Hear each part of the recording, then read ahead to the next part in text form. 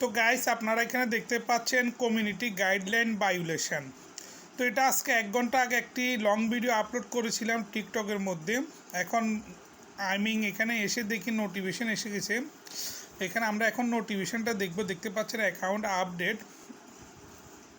তো এখানে হচ্ছে যে system notification your video posting 2/20/2026 has been remove for violation for community guideline.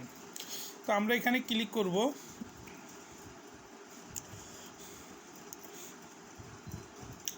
তো ভিডিও রিমুভ দেখতে পাচ্ছেন, video remove this video violate on community guideline.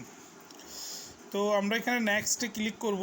নেক্সটে ক্লিক করার পর হচ্ছে যে what you this mean and this video against to guideline violation reason community guideline your content against to community guideline।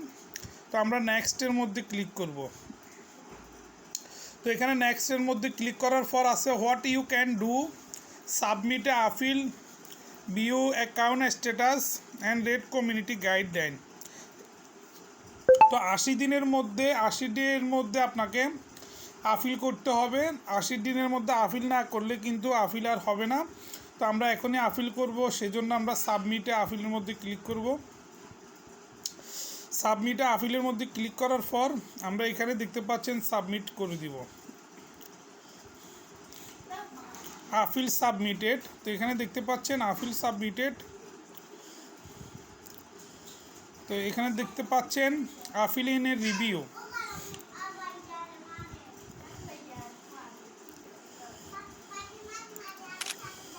তো guys এটা কিন্তু আপনার 1 ঘন্টা 2 ঘন্টা কিংবা 24 ঘন্টার মধ্যে এটা আপনাকে জানিয়ে দিবে, এবং কি আপনার এখানে একটা নোটিফিকেশন চলে আসবে।